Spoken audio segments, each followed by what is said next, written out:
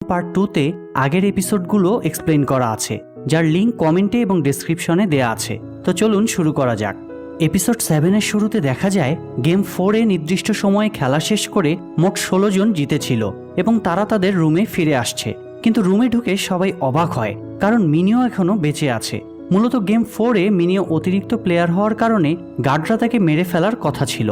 যাই হোক, মিনিও হাসতে হাসতে বলে অতিরিক্ত ও দুর্বল হওয়ার কারণেই গার্ডরা তাকে না মেরে রুমে পাঠিয়ে দিয়েছে, আর তাই এখন মোট 17 জন প্লেয়ার বেঁচে আছে।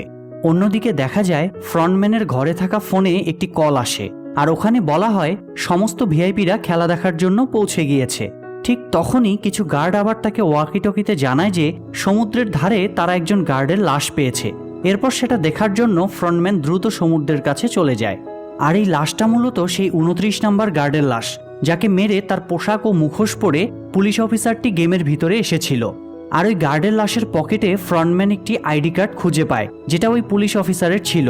কারণ গার্ডের লাশটা সমুদ্রে ফেলে দেওয়ার সময় পুলিশ অফিসার তার নিজের আইডি কার্ডটা গার্ডের প্যান্টের পকেটে ঢুকিয়ে দিয়েছিল। যাই হোক, আইডি কার্ডটি দেখার পর ফ্রন্টম্যান কিছুটা স্তব্ধ হয়ে যায়, যা আমরা একটু পরেই ক্লিয়ার হব। এরপর ফ্রন্টম্যান ওখান থেকে ফিরে একটি অন্যরকম মুখোশ পরা লোকের কাছে আসে, যিনি ফ্রন্টম্যানেরও বস ছিল। ফ্রন্টম্যান তার বসকে জানায় সকল ভিআইপিরা খেলা দেখার জন্য এখানে চলে এসেছে। তখন বস বলে, আমার আজ ভালো লাগছে না, আমার হয়ে তুমি তাদের রিসিভ করো এবং আপ্যায়ন করো।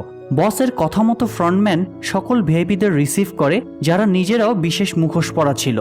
যাই হোক, তাদেরকে একটি ভিআইপি গেস্ট রুমে নিয়ে যাওয়া হয় এবং সেখানে তাদের জন্য সকল রকম আয়োজন ছিল। আর সেই পুলিশ অফিসারও ভিআইপিদের আপ্যায়নের জন্য একজন গার্ডকে মেরে তার পোশাক ও মুখোশ পরে সেই ভিআইপি গেস্ট রুমে ঢুকে পড়ে। এদিকে পরদিন সকালে সিয়ংরা ঘুম থেকে উঠে চমকে যায়, কারণ তাদের মধ্যে একজন প্লেয়ার সুইসাইড করেছে। মূলত ওই প্লেয়ারের স্ত্রী গেম 4-এ মারা যাওয়ায় সে খুব কষ্ট পেয়েছিল। তার মানে সিয়ংরা এখন আর মাত্র 16 জন বেঁচে আছে।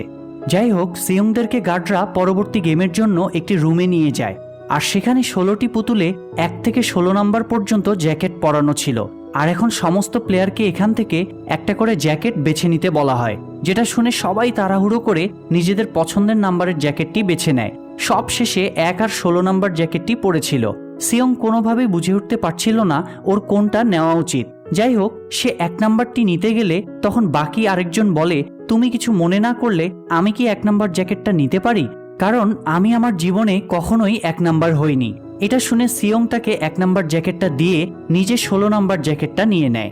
এবার তাদেরকে গেম 5-এর জন্য একটি বড় হল রুমে আনা হয়। সেখানে অনেক উঁচুতে পাশাপাশি 2টি কাচের ব্রিজ ছিল, আর এই খেলায় তাদেরকে মূলত হেঁটে এই ব্রিজ পার হতে হবে।